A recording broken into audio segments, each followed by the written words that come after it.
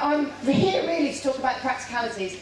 Donald's talked about the mechanisms and the money and that kind of stuff. And I'm sure you'll all have loads and loads of questions about how that works. How do we actually manage a budget for a home with 30 or 40 people where everybody's got an individual costing attached to them, where we're used to providing a service where we send one invoice to the local authority and they pay the lot. I'm not going to talk about that. We can pick those things up in the Q&A session if we need to, but I think, as Donald said, really what I'm here to talk about is the practical application of personalising social care within residential care homes. So quite often when we started this kind of journey around personalisation in England, people originally said, well, it'll never work in residential care because, you know, it's just really difficult with the money, everything's funded very differently. But people also said, how can you be person-centred when you've got 30 or 40 people, you know, and a dozen staff on shift? How can you possibly be person-centred? And I guess what I'm here to talk about is some of the ways that you can be more person-centred in the practical work that you do on the ground with people, based on some experiences. So we're going to talk about that. And the key thing for me is the culture shift that's required. So if you go back to the strategy, the Scottish strategy, when it was launched in November 2010, it talked about choice and control. It talks about wanting to change the culture of social care. And it doesn't say anywhere in the Scottish strategy, except for people who live in residential care. It says for everybody who uses health and social care services in Scotland. We need to change the culture. We need a culture where people are given choice and control every day. And that includes people who live in residential care services. Now, it may be harder to do it in residential care services than it is, for example, in the community or in supported living services or different kind of constructs like that. But it isn't impossible, and I guess that's what I'm here to talk about today. Do I just go up and down on the... Yeah. I'll find out. Or do I just press return? There we go. Okay, well, that's not very colourful. Okay, so, is it possible to be personalised in a residential care establishment? This is the front door of a place called Bruce Lodge. Bruce Lodge is a residential care home, and if you look on the HSA website, you'll find out lots more about Bruce Lodge and the work we did there over a couple of years, and also in that dementia book that I mentioned earlier on. It's specifically a home that deals with older adults, and the vast majority of whom have some sort of dementia-type difficulties. The reason that they asked us to get involved was not because the local authority had come along and said we're going to do a pilot for people using personal budgets in residential care, although that could have happened. The reason we were asked to get involved was because they recognised that with the challenges of personalisation, regardless of when the money started to change or the construction of contracts started to change, they wanted to change the culture of their organisation. They were a good home, they did good work, they had good inspection reports and that kind of stuff, but they recognised that they were an institutional place and they wanted to do something about that. They wanted to look at how can we really begin to change the culture of our place so that it gives people more choice and control on a daily basis. Okay, really kind of detailed stuff. We began to work with them and use a variety of different person-centred thinking tools, and these are just a few tools. Again, if you look on our website, you'll find out loads more about them. A whole variety of different tools to give people the opportunity to have more choice and control in their lives. None of this costs any money. Working in a person-centred way with people takes time, but it takes time that is well worth investing in the early stages of getting to know somebody so that you can then save time by delivering the right sort of support later on. And there's loads of stories on our website that kind of illustrate that. There's various tools up there: presence to contribution, working not working, matching staff is a really key one when we're talking about residential care services, how to get the right staff to work with the right people. And the key one for me is the one up in the top left-hand corner that you're looking at, which is the one-page profile. One-page profiles are a really, really easy way of beginning to change the culture of your organisation. The card that's on your table is Jenny's one-page profile. There are 100 one-page profiles on our website, sponsored between HSA and Sky, the Social Care Institute for Excellence, trying to really kind of educate people as to the fact that this very simple tool can really, really shift the culture of an organisation if it's used well. If you just print a load of blank one-page profiles off and hand them out to everyone and say fill that in, it doesn't really make a difference. You've got to understand the purpose of the tool, and I'm going to use an example to kind of explain what we do with it in a few minutes. The other thing thing I think is really important to say is that using one-page profiles for everybody is what makes the culture change. So not just the people who use your service, but the people who work there. And we work with a number of organisations, provider agencies across the UK, who are really working hard to personalise what they do, to change their practices and become more person-centred, who have discovered that using one-page profiles with the people that use their services is great. It delivers much better choice and control to people, but that suddenly becomes multiplied when we use the one-page profile for staff as well. A key thing is getting the right people to support me.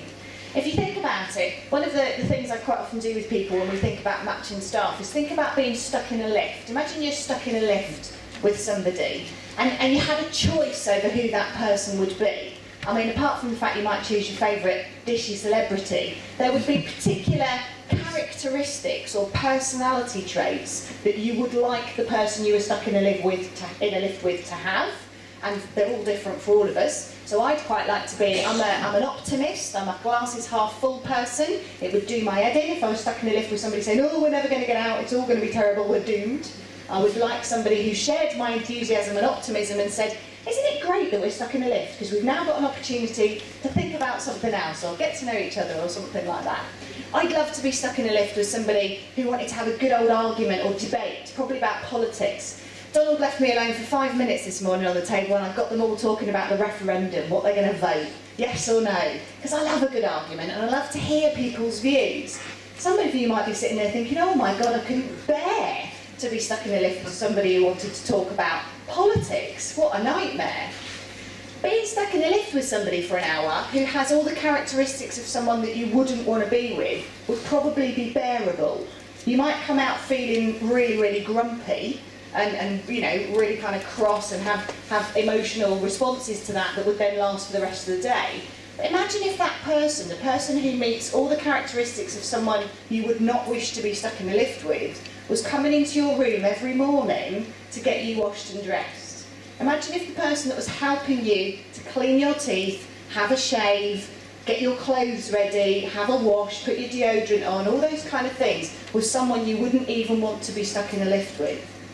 How awful would that be? And after an amount of time passing, when you've got that same, they might be a great, really nice person, they might be a really great person, they might be an excellent support worker, they might have all their SMVQs, you know, and they've done their manual handling and their food hygiene and all their correct certificates, they might be a really good worker, but if they don't fit my personality, my experience of being supported from them is never going to be a good one. And that's the key when we come to matching staff, to think about how can we begin to learn enough about our staff using their one-page profiles to really begin to match them with the right people. Now, you're never going to get every single person in a residential care service being supported by the one person on the team that they like the most all the time. I get that. But we can move towards a position where most people are supported most of the time by the people that they would mostly choose from the team. And I think if we set our aspirations at that level, that's not unreasonable. Okay? So using these person-centred thinking tools, and loads of others as well, people at Bruce Lodge really began to shift what they were doing. One of the things we do when we work in person-centred ways is pay really close attention to detail. A lot of people were supporting Nora, who lived at Bruce Lodge, to go to bed at night. Okay, they were supporting her to get ready for bed. And some of them were doing that really well and having a really good experience with Nora, and she would go to bed with a smile on her face. And others were really struggling and things weren't working for them. And Nora would go to bed very unhappy. And nobody really knew quite what it was that was going right and quite what it was that was going wrong. Some of that was probably about the member of staff, not necessarily being a good or bad one, as I said, but whether they click with Nora, whether they get on, and you know that, how that works. But some of it was about real detail, about the fact that we hadn't taken the time to work out what really made sense to Nora. So we use a lot of person-centred thinking tools that are based on routines, thinking about routines. And I'm just going to pick out some of the points on there. I know there's a lot of information on that slide and you can't necessarily read it all. But real detail. Nora decides at the end of Emmerdale, when the music comes on, when she's sitting in the communal living room watching Emmerdale, when she hears the music, it's time for her to go to bed. That's her choice. That's the time that she likes to go to bed. What she'll do is she'll take her feet off the stool, that she's got her feet up on. She'll take the rugs off her knee and she'll look in a very pointed way at the clock. Okay? That's a fairly clear message. Staff who know that Nora wants to go to bed now. Others might think something else. They might think, oh, maybe Nora wants to go to the loo, or maybe Nora wants me to go and make her a cup of tea, or maybe I'll go and sit with her. Maybe she's just a bit warm. Maybe she wants the telly turned over. They wouldn't necessarily know that was their cue to do something with her. When she goes to bed, Nora likes to wash her face by herself. She likes to use her Dove soap. She likes to she likes to wear clean clothes for bed every night, and she likes to put out her clothes for the next day before she goes to bed. So some quite detailed stuff there that needs to happen to make her experience of her bedtime routine really positive. She has particular talc that she likes. She has a particular way of putting talc on. She doesn't care which talc she uses particularly, other than making sure she's got a Dove soap. You can use whatever talc's around. These kind of details make a real difference, don't they, to somebody's experience. She has to have 4 pillows when she goes to bed. And I wouldn't be able to sleep in Nora's bed. I have to have one really, really flat pillow that's just about the size of a slice of bread, and that's about as much as I can have. And the key thing for Nora was she doesn't like a duvet. Okay, she likes a sheet and a bedspread. Now, because of that, she isn't always terribly warm. So staff need to know that it's important to offer her a blanket as well when it's quite cold outside and things like that.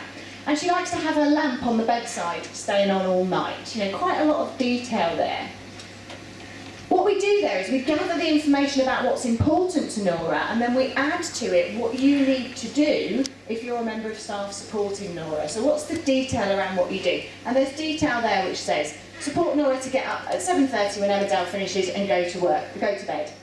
Fill the sink with warm water, get her face cloth, put some Dove soap on it, give it to her, help her to rinse her face, all those kind of things.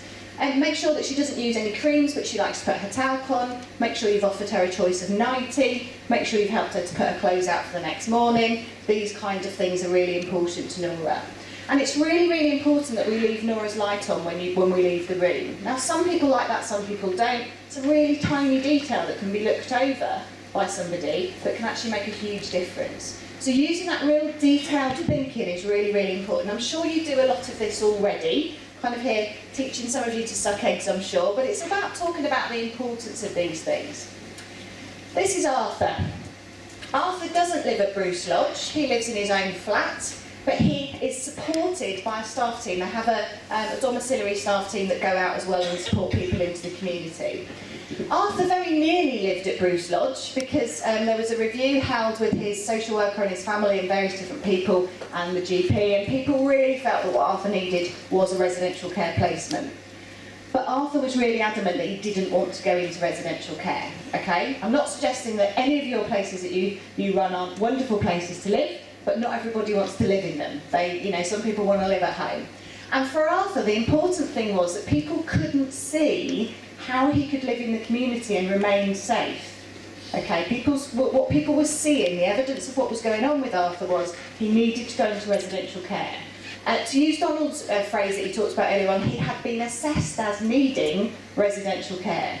Many people are assessed as needing residential care who haven't got any intention of going into it. Thank you very much. And Arthur was one of those gentlemen. So the question was, how could we provide really good care and support for Arthur and keep him safe, but enable him to live in his own home, okay? And the one-page profile was the place that we started. Now, one-page profile, I'm going to just talk to you a little bit about how we put them together. The most important part, I think, of the one-page profile is the bit at the bottom here, the little bit that says what people who know Arthur say they like and admire about him. It's an appreciation section. Organisations that use a lot of person-centred thinking tools will have a one-page profile at the front of everybody's file. It's the first thing that you see. That doesn't mean we don't need to know all the detail of their medical history, their difficulties with medication or any of those things, all the complicated information. We do need that, but we don't need to know that first. What we need to know first is who is the person. In order to have respect for people and treat them with dignity, we need to see them as a whole person, don't we? Not just a set of tasks that need to be completed. And with Arthur, some of the things people said when we asked them, what do you like and admire about Arthur, what do you appreciate about him? People said things like, he's a charming man, he's the salt of the earth, he's a real character, Okay, he's got a great sense of humour, and he's just the most gorgeous, gentle man, was what somebody said. Now, when you read that, you get a real sense of a real person, as opposed to when you read something that says Arthur is 83 years old and he has early onset dementia and he has difficulties with his mobility, has limited sight and hearing impairment. Yeah, we need to know that stuff, but we don't necessarily need to know it first. We need to get a sense of who Arthur is. Things that are really important to Arthur, we asked him, what's really important to you? And we asked the people who knew and loved him, what's really important to you? Always have his walking stick within reach. So mobility is a real problem for Arthur, and being able to be independently mobile is really important. So don't put his walking stick out of the way in case he trips over it. You put it right by his chair so that he can hang on to it and get it when he needs to. So people sitting with him and keeping him company. He loves to have company and he's a great storyteller. That people call out to him when his breakfast, dinner and tea is ready, that they give that food to him, but they sit with him and chat to him.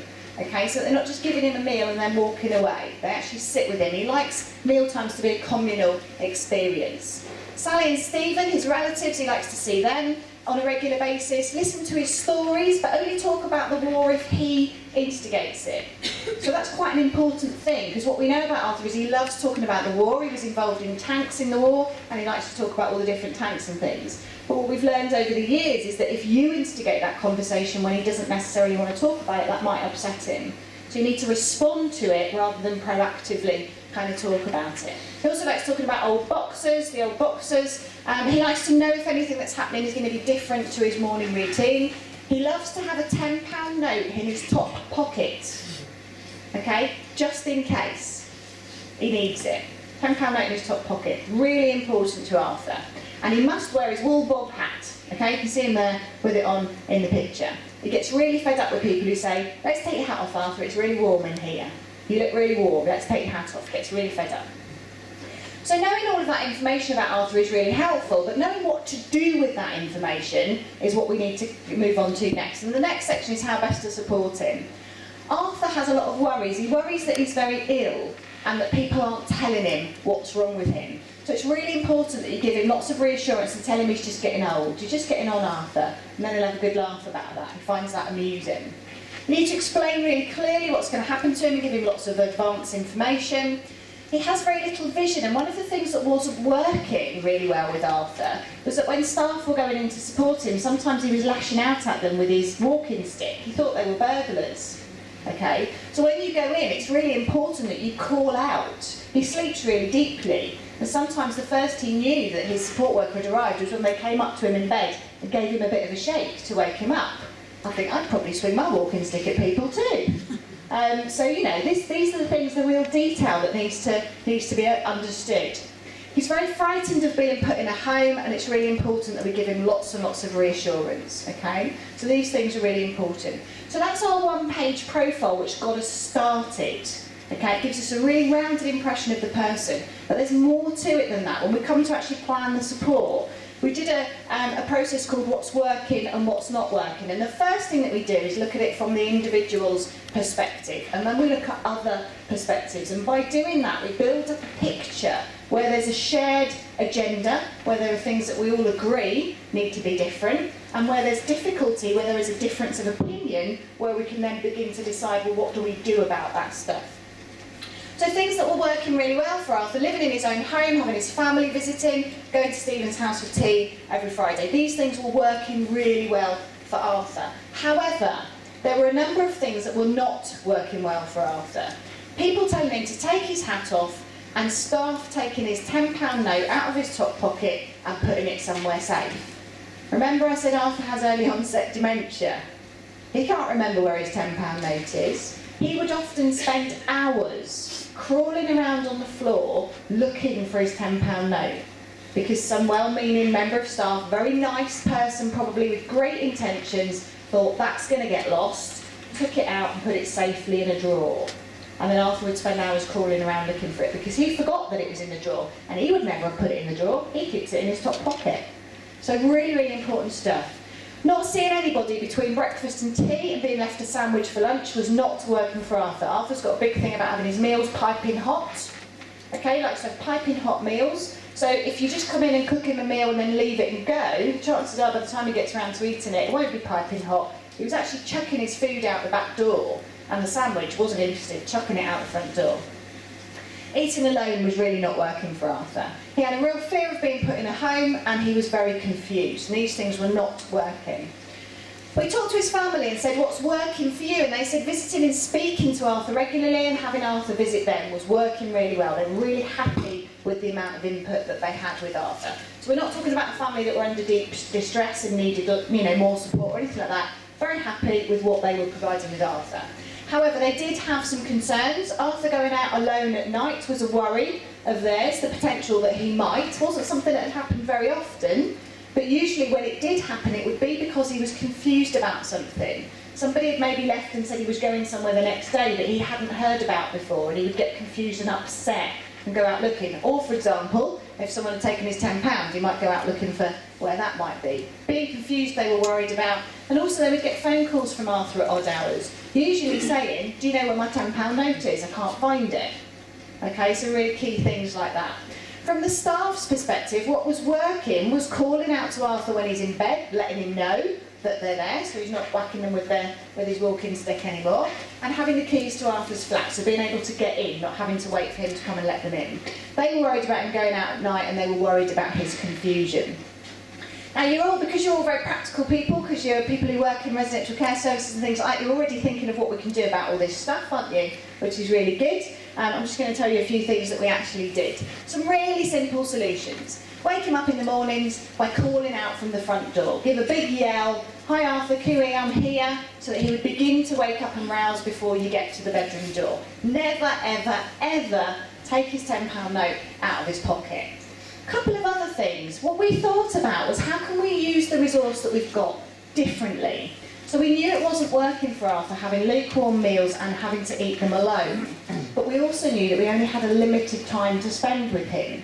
So by the time the staff had cooked the meal and made the sandwich to leave for lunch, there was no more time left. They had to move on, go to the next client. What Sally said at the review meeting was, well, why don't we cook some meals, have them in the freezer as frozen meals, the staff can warm them up in the microwave so that they're piping hot, and then sit with Arthur while he eats them. Massive transformation. He's getting a good meal, he's getting a piping hot meal, and he's got someone sitting there chatting to him, which means that he actually eats it.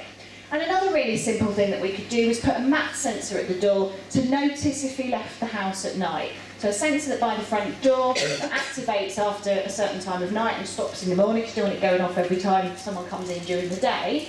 But so that if Arthur got up and left the house in the night, there would be an alarm set through to the call centre. They'd give Stephen and Sally a ring, they could pop over and see how he was. So some really simple solutions that come from that process of working, not working, how we use those tools. Lisa is the manager at Bruce Lodge, and she was reflecting on what a difference, kind of 6-8 months down the line, using these person-centred approaches have made to people.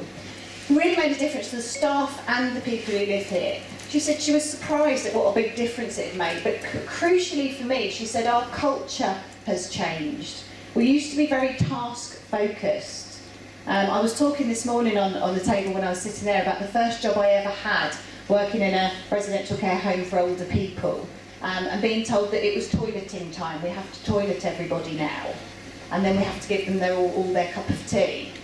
And that was kind of, nobody thought they were doing anything wrong. Everybody was really nice, caring, individual members of staff. I never saw any abuse in that situation.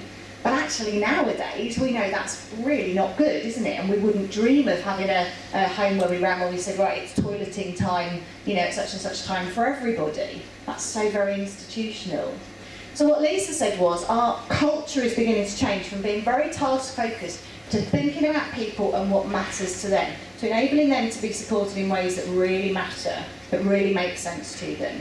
That hasn't cost any money to do that. That's not necessarily attached to a personal budget for everybody, although when your personal budgets come, working in this way makes it far easier to adapt because you've already got that kind of sense of what goes on with people. Another thing, just to mention about one-page profiles, that's mine, which is why Donald recognised me when I walked in this morning. You have me at a disadvantage because I haven't seen yours.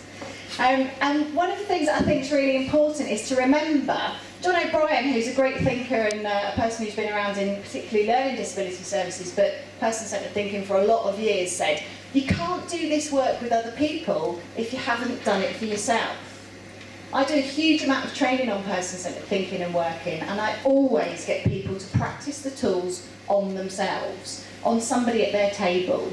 Not on a case study, not on a kind of invented person. I'll get people to do role play, but create your own one-page profile. Do the working, not working for what's going on in your life at the moment. Talk to people about what's important to you and how people can best support you.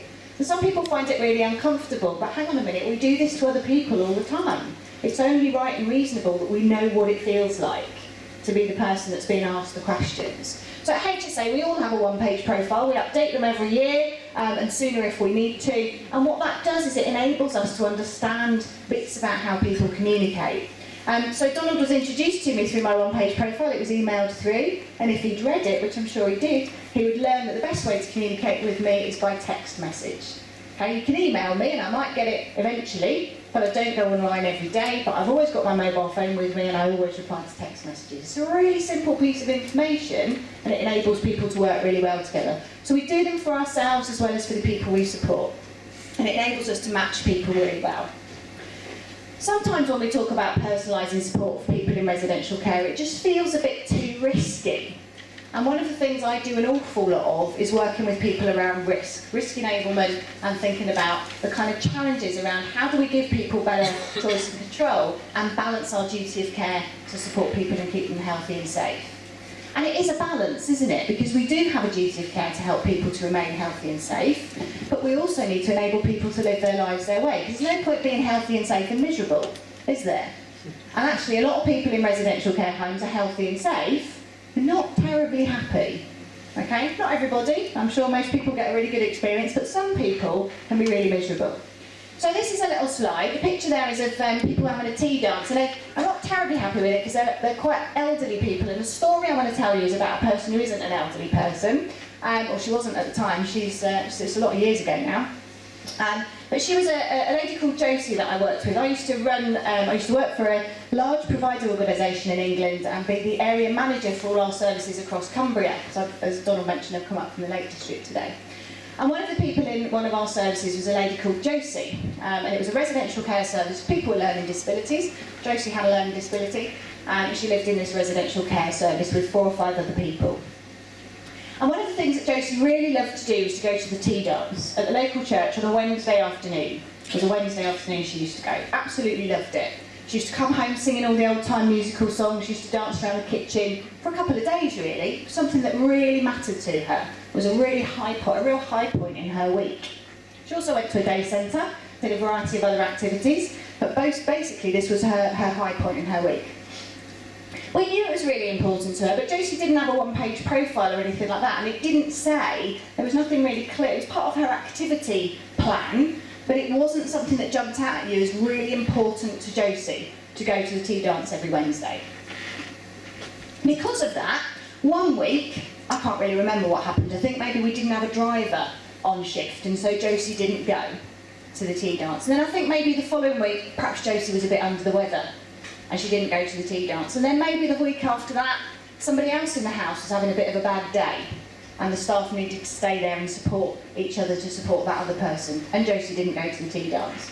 And before we knew it, it'd been quite a while actually since Josie had been to the tea dance, a month or so, maybe slightly longer.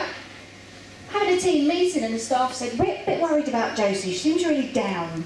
We think she might be depressed. Maybe we should get an appointment with the GP and go and get her on some antidepressants because we think she's getting a bit depressed. And then one member of staff said, maybe we should get her back to that tea dance because she always really enjoyed it, and she always came back with a real spring in her step and a smile on her face and really enjoyed it. Let's do that as well. So we had this shiny new member of staff, nice new support worker. Josie's dead easy to support most of the time. So we had this shiny new support worker, and we said, oh, this could be a really good thing for you to do. Take Josie off to the tea dance. We showed her where it was, explained it all to her. Off you go, you'll have a great time. She loves it. You'll have a great time. Off she went. Came back in the afternoon, and the shiny new support worker was kind of a quivering wreck, because she said, those people at that tea dance are horrible. They were really horrible. They wiped the floor with me. They had a real go at me because they thought Josie was dead. They hadn't seen her for so long, they thought she must be dead. And they had no idea where she lived, how to get hold of her, what was the matter, no idea at all. And we said, oh crikey, that's really, that's awful. That is what happened. And she said, well, I had to give them, I'm really sorry, and I know I'm probably going to get into trouble for it, but I had to give them our address and our telephone number and tell them where we were so that they could get in touch with Josie. And we sort of said, well, that's fine. She's not in prison, it's absolutely fine. You can tell people where she lives. Really interesting that a new support worker had picked up messages about the culture of our organisation that we never intended to give. We never intended people to think that they couldn't give out the name and address and telephone number of the place, of the home. But somehow, by osmosis of some sort, that support worker had picked up that message that we don't kind of connect with the community in some way. But it was worse than that.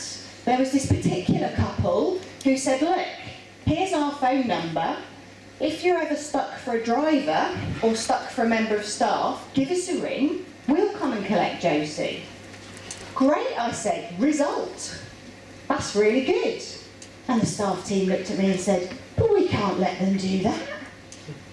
Why can't they let them do that? Any ideas? They haven't got a disclosure, they might not be, they might not have PVG checks to make sure that they're not dodgy people, they might not have business insurance on their vehicle, they might not turn up when they say they're going to turn up, they might not bring her back. My goodness, terrible things might happen. They might begin to take her every week, they might worm their way into her affections, get her to give them stuff, maybe spend their money on them. They could be really dodgy, these lot, couldn't they? And let's face it, if they had a nice PVG check, we'd know that they weren't dodgy, wouldn't we? I've got one. What do you now know about me that you didn't before? I've never been caught. Doesn't tell you I'm never going to do anything, does it? Yeah, so we were getting it all out of proportion. We were really worrying about what might happen. We were kind of doing this. We were wrapping Josie up in bubble wrap, putting loads of red tape round her called risk assessments, that said fragile, handle with care, keep really safe. And as a result of that, we were potentially getting in the way of Josie having some real relationships with some real people.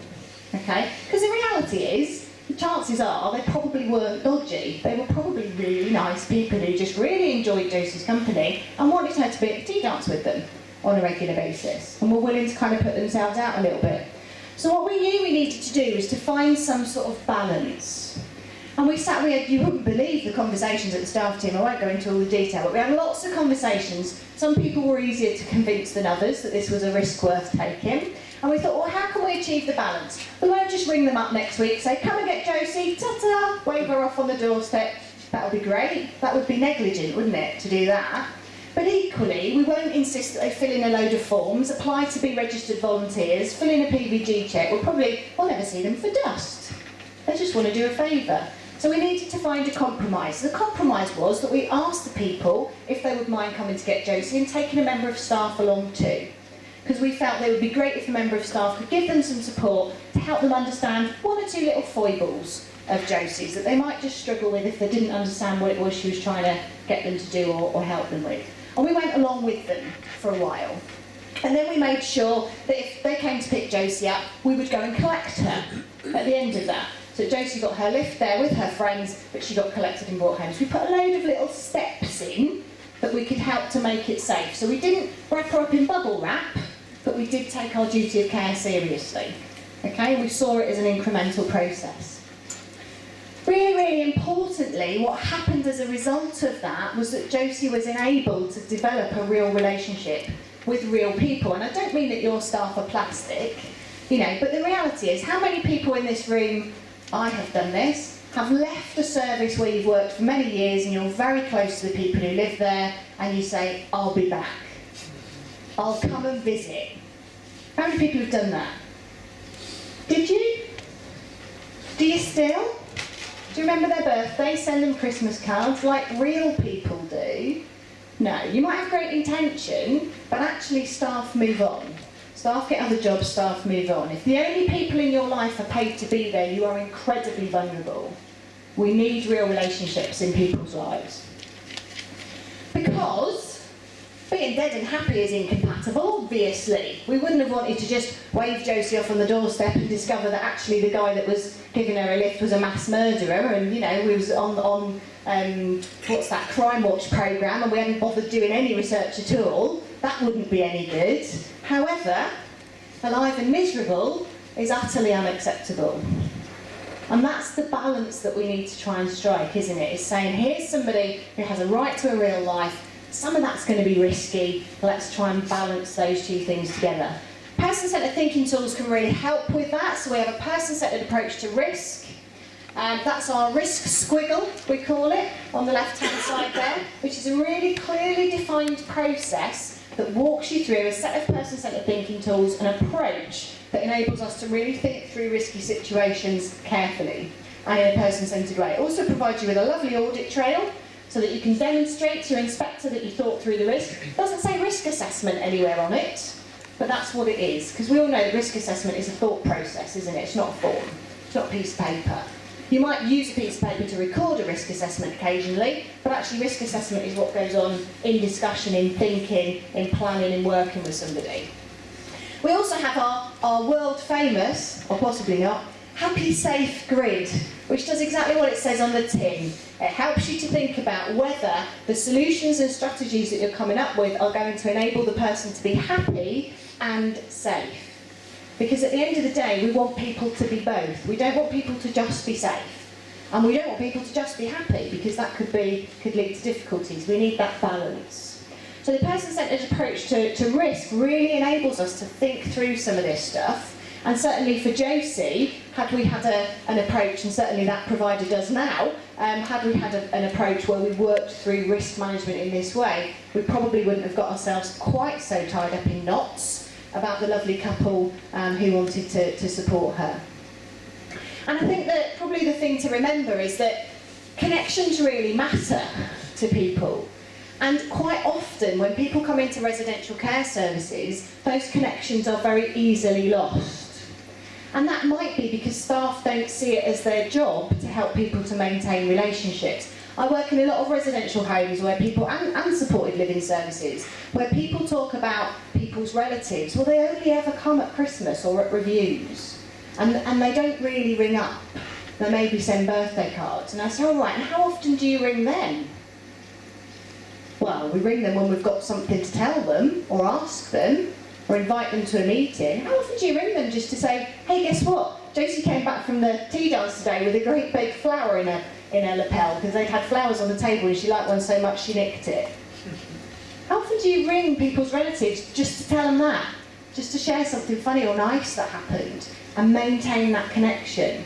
How often do we make sure that the person's got a calendar where all the birthdays and people that matter to them and anniversaries and things are there, and we intentionally go out and buy birthday cards with them and send them off? Maybe some of you do that, maybe some of you don't. Maybe some of you do that when everything else is going really well, and maybe it's one of the things that drops off the list when things are in crisis, or there's something desperate going on, or we're a bit short-staffed or something like that. But those are the things that matter. Those are the things that really make a difference to people.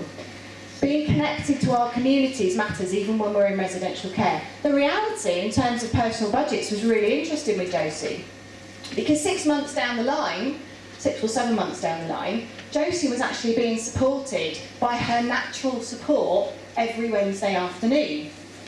She was getting picked up at about midday, and sometimes she came back at 4 or 5 o'clock, and sometimes she didn't come back till 6 or 7 o'clock. Believe me, the first time that happened, there was light blue touch paper stand well back. We were on the verge of ringing the police and everything. They just took her for supper and forgot to ring us. And we said, in future, it's great that you took her for supper. Do you think you could just give us a ring and tell us? And they were terribly apologetic about it. But what impact does that have on our contract? What impact does that have on our budget? We were technically being paid to support Josie every Wednesday afternoon, but we weren't supporting Josie every Wednesday afternoon. And we kind of thought for a while, certainly for the first few months, we might have to, because they might get into difficulty and we might have to pop out and help. So, we're kind of on a retainer, almost. But actually, at the end of it, what was really clear was that her budget needed to reduce by the amount of time that she was no longer using paid support. And that was a real challenge to us, to work out how we did that. And for the social services, it was a real challenge to work out, well, does that mean she doesn't need support at that time, or does it actually mean, here comes SDS, that maybe she should be able to use some of that money differently? So maybe she should be able to use that part of her budget, I don't know, if perhaps her friends weren't able to drive anymore, to pay for a taxi and go and pick them up and take them to the tea dance, and maybe treat them to supper every now and then, or something like that. So lots and lots of questions that it threw up that I think are really important. And I just want to kind of finish with talking a little bit about this kind of idea of social inclusion. There's loads of stuff we can do. Think about Nora and her bedtime routine, think about Arthur and how staff support him in his home. But some of the stuff I've talked about with Josie is really about social inclusion, and it's often one of the things that disappears when people enter residential care, whether they're older people, people with learning disabilities, people with mental health problems. We're there 24/7, we're paid to look after them, and that's exactly what we do. And we might take them out in the community so they're present, but they're always present with one of us tagging along with them. How does that actually enable them to connect and make relationships? Maybe it doesn't. Think Local Act Personal is an English thing. It's our equivalent to your Scottish strategy, your 10-year strategy for SPS. It's all the kind of guidance and good practice, and you need to do this culture change stuff for our providers and social services. And they've done a load of research into social inclusion, and they've recognised that low levels of social integration and loneliness significantly increase mortality. People die more when they're not connected to real people. There was a fascinating study done, it was actually a Harvard University thing, where they looked at people in residential care homes, older people in residential care homes, and they split them into two different groups, and the numbers were big enough that the research is kind of seen as robust. Please don't ask me about the numbers though, because numbers don't stay in my head terribly well, but I know that it was a very robust piece of evidence, and I can point you in the direction of it if you're interested. What they did was they split the people into two different groups, not physically, you know, obviously for purposes of the research. And the two different groups had similar age ranges, sex ranges, and all that kind of stuff. Half the people, they said all the staff would make decisions for people every day, and the other half of the people, they said all the staff would rely on that person to make their own choices, would actively encourage choice and control. And they gave everybody a plant. Okay, and for one group of people they said the staff will look after the plant, don't worry about it. And for the other group of people they said you need to look after the plant. Which plants do you reckon died? Interesting, isn't it? Yeah? What they discovered as well was that 6 months down the line, and it was repeated at 6 monthly intervals for a couple of years, the people in the group where the staff were making decisions and looking after the plants died at the same rate as the people in the control groups. Bear in mind, these are old people who would be expected to die at a certain rate in residential care services anyway. But really interestingly, the people in the group where they were making their own choices and looking after their own plants died half as regularly. Half as regularly. Massive, massive improvement in mortality. And that's just looking after your own plant and having a few choices and control. When they started to dig into it, what they also discovered was those people were getting out more because they were having choice and control. They were saying, I think I'd like to go somewhere, to the tea dance or whatever. I'd like to go to do my own shopping, that kind of thing. So the connections were there. The reality was people were a lot more connected. Social networks are consistently associated with reduced illness and reduced death rates. It's just a fact of life. And we know that people have more happiness and satisfaction in their lives when they are actively participating. So, and that's really important, actively participating. Just going to Sainsbury's with my member of staff, and even just going to the tea dance with my member of staff, might make me present in the community, but it doesn't make me an active participant in the community. Josie only began to really participate when the staff weren't there. And actually, quite a lot of the staff really liked going to the tea dance and having a bit of a boogie with Josie. But what they were really doing was creating a barrier between her and all the other people, because people would sit there and say, oh, that lady looks really friendly, but actually she's all right. She's with that person they're looking after her, they're supporting her. And actually that person's a third of her age. Probably that's a member of staff who's paid to be there. So we were completely unintentionally putting a barrier between Josie and connecting with people. And yet what we know is that if people connect and are participating in their community, then they're likely to live longer and happier lives. I don't expect you to write all these down. I know that the slides are going to be made available electronically to people if you've given your email to Becca, so make sure you do. When you get your electronic version of the slides, you can click on the hyperlinks, all the blue stuff that you'll see there, and it'll take you through to the various resources. So there's a free downloadable booklet about practical ways to deliver personalisation for people with dementia. It's kind of the potted version of the big book that you have to pay 25 quid for, but you can get a little version of it as a little taster of what exciting things you'd get if you bought the book. You can also get a dementia mini book, which is all about working with people with dementia. But I think the important thing to recognise is that although they're focused on people with dementia, the messages and the tools are equally applicable to anybody living in residential services, or anybody who's got complex needs really. And there's also a blog there that you might find useful. So when you get your electronic versions of the slides, you can have a little look at that.